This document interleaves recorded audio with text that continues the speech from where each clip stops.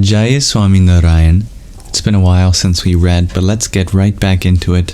Today we're starting the second Gadhadā section, Gadhadā 2:1. This is called The Cause of Infatuation. On Jeshta Sudhi Punham, Samvat 1877, or the 15th of June, 1821, Swami Sri Sahajanandji Maharaj was sitting on the veranda outside the west-facing rooms in front of the mandir of Sri Vasudev Narayan in Dada Akhar's Darbar in Gadhadā. He was wearing a white case and had covered himself with a white cotton cloth. He had also tied a white pug around his head and was wearing a garland of white flowers. At that time, some of the Paramhansas were singing devotional songs to the accompaniment of a jhanj and mridang, while munis as well as devotees from various places had gathered before him in an assembly. Sriji Maharaj then said to the Paramhansas who were singing devotional songs, "Please stop singing for the time being and conduct a question-answer session." Thereupon, Muktanand Swami bowed to Sriji Maharaj with folded hands and asked, "Maharaj, what is the nature of infatuation? Also, by what means can infatuation be eliminated?" After thinking for a short while, Sriji Maharaj spoke. "It seems that a feeling of delusion which often appears in the mind is the very nature of infatuation. When infatuation intensifies in a person's heart, the delusion in their mind also intensifies. Thereafter, they lose all sense of discrimination of what should be done and what should not be done. In fact, just today I was thinking about the reason behind such infatuation developing. Last night I awoke in the middle of the night and slept facing north.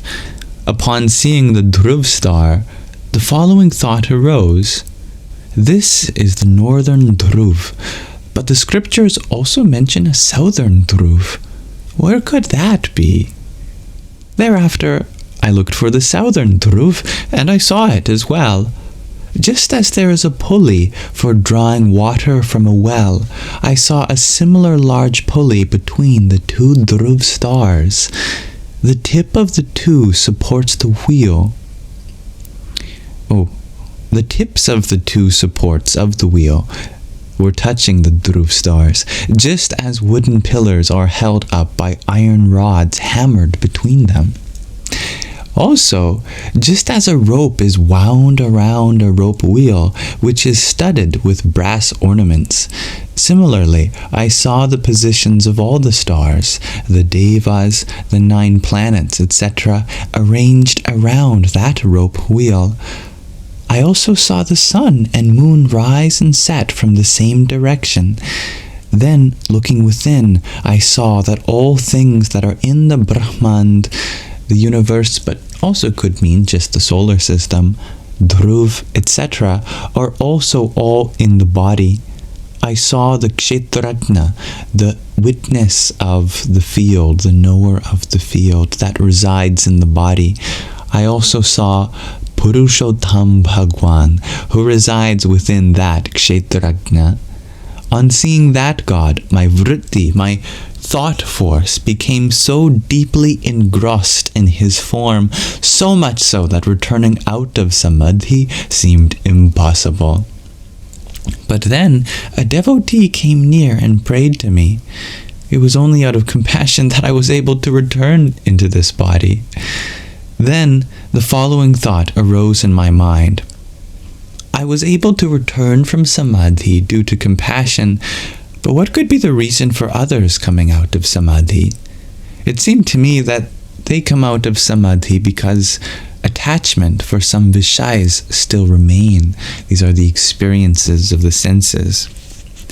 Therefore, the panch vishayas, the experiences of the 5 senses, are the cause of infatuation. Moreover, there are 3 grades of those vishayas: superior, average, and inferior. Of these, if a person who has obtained superior Vishais encounters someone who obstructs them from them, then that person becomes angry on the latter. From that anger, infatuation develops. Generally, the ears have a constant relationship with sounds. The skin has a constant relationship with touch. In this way, the five jnanendriyas, the five organs of perception or knowledge, are related to the Vishais.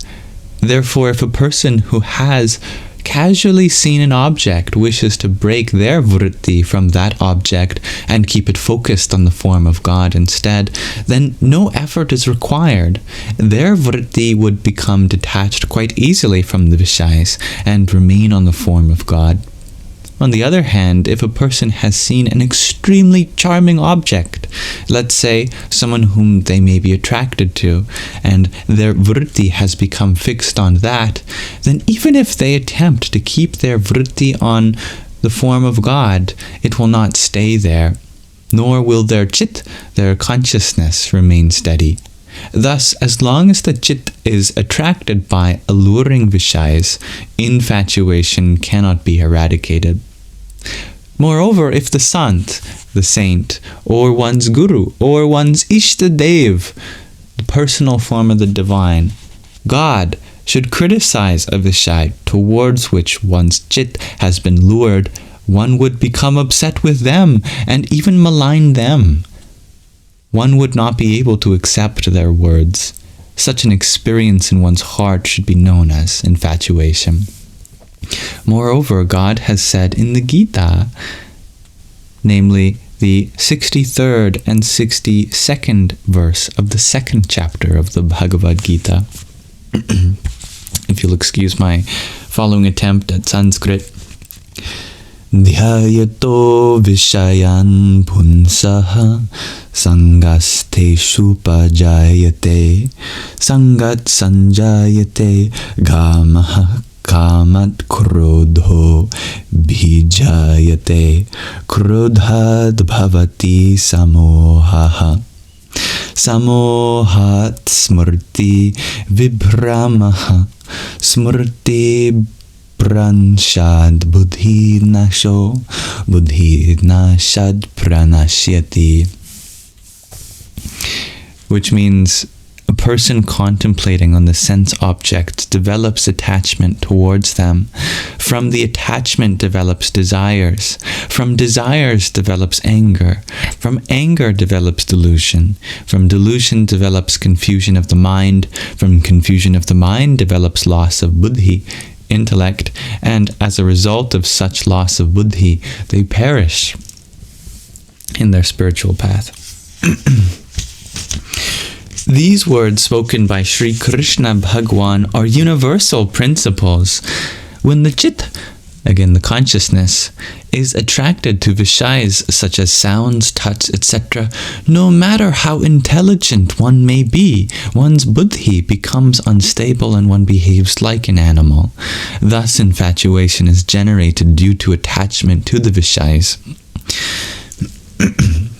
Now, if a person who wishes to detach their chit from those Vishais should firstly consolidate their knowledge of the Atma, in other words, I am the Atma, not this body, the true self. Secondly, they should thoroughly understand the nature of how the cosmos is created, sustained, and destroyed. Thirdly, they should thoroughly understand the glory of God. They should think the Panch Vishais, the experiences of the five senses, have been created by God. Thus, there must be much more bliss in God than there is in them. How is that? Well, sounds contain only pleasures related to sounds. The pleasures of other of the four types of Vishais cannot be found in sounds. In the same way, only the pleasures of touch and no other Vishais can be found in touch. Similarly, only the pleasures of sight exists in sights. The same applies for tastes and smells, and that only their own respective pleasures exist. But the pleasures of all of the Panch Vishais cannot be experienced in just one Vishai. They are limited. On the other hand, in God, all pleasures exist, simultaneously. Thus, even if a devotee does only darshan, witnessing, they still feel totally fulfilled. Similarly, touch and other types of contact with God also make their devotees feel totally fulfilled.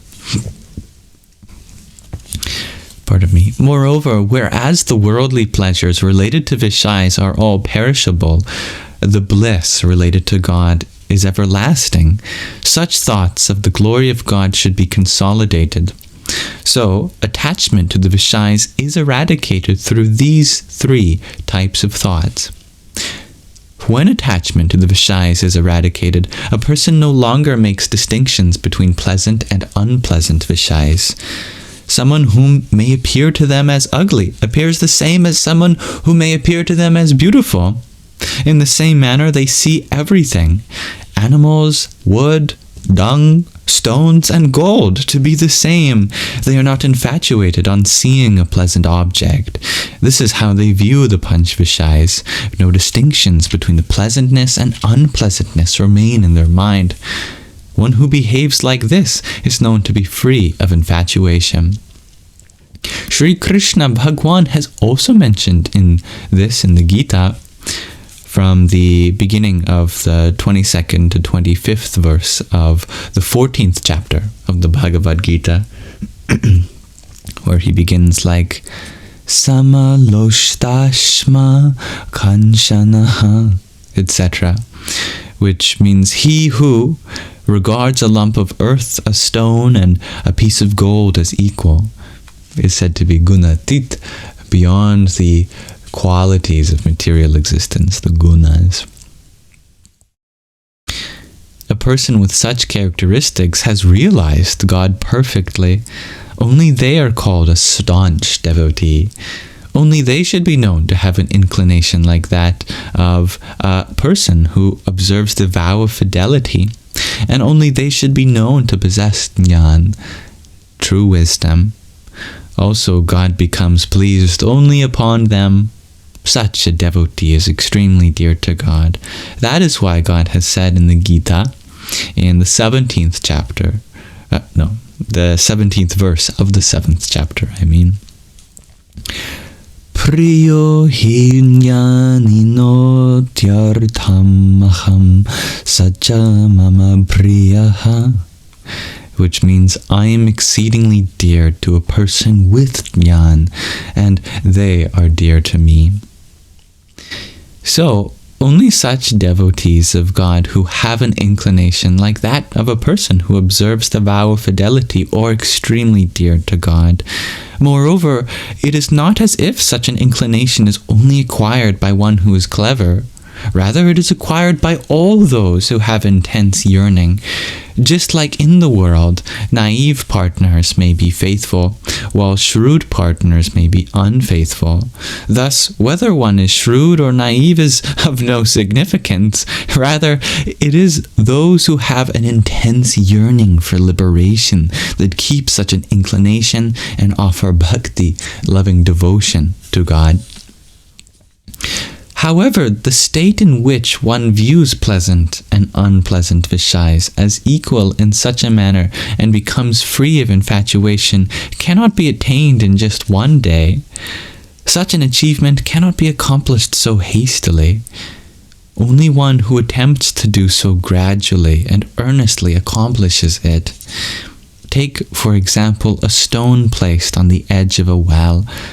Due to the constant drawing of water with a rope, after a long period of time, the rope causes a groove to form in the stone, despite the rope being soft.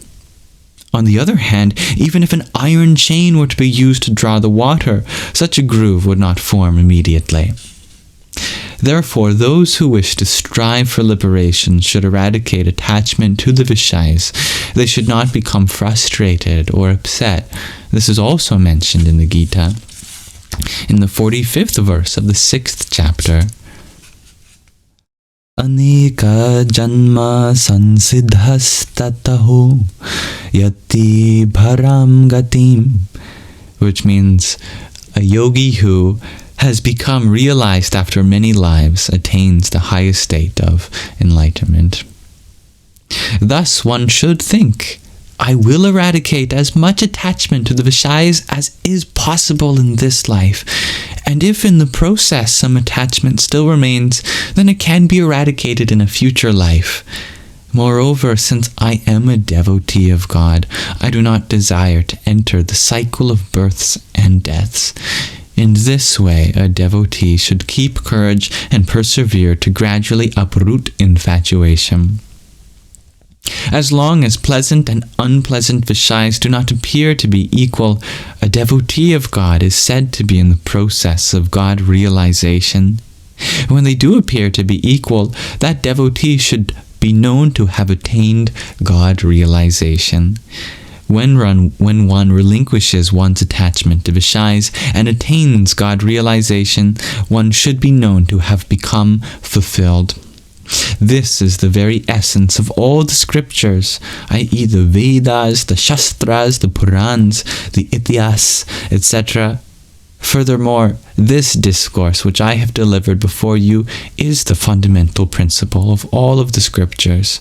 Thus, all devotees should firmly imbibe it in their lives. Thank you for listening. What a powerful introduction to Gadhadā 2. I'm grateful to have been able to read it to you. So, Sriji Maharaj has spoken. We should try to eradicate our attachment to the Vishayas and along with it our infatuation to them. Only a limited kind of happiness is available through them. And I love the point of you can only get pleasurable sights through sight, pleasurable sounds through sound. You could never get a pleasurable sound through sight or a pleasurable sight through sound. Which is a simple but subtle and profound point that says, yes, our senses are limited. We can only see what we can see. We can't see what we can hear. So if we are attached to any object of any sense in particular, then we could only ever be getting a limited kind of fulfillment out of it. On the other hand, if we bring our awareness to something which is totally beyond all the senses combined, for example, the source of all things as is called Purushottam Bhagwan in the Swaminarayan tradition, then you experience directly an unlimited and everlasting form of bliss. A very wonderful logical point about the purpose of bhakti, loving devotion towards the divine. I also appreciated his point of how it cannot be attained in a day. And what a great metaphor of a grass rope making an indentation in the stone around a well over a large period of time, compared to an iron chain that does not make a dent in a short amount of time.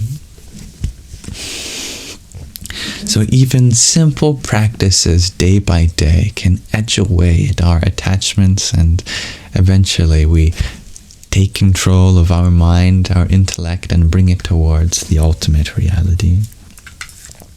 Only then can we become liberated, and absolutely such a deep point that almost all the scriptures point to. Namaste and Jaya Swaminarayan.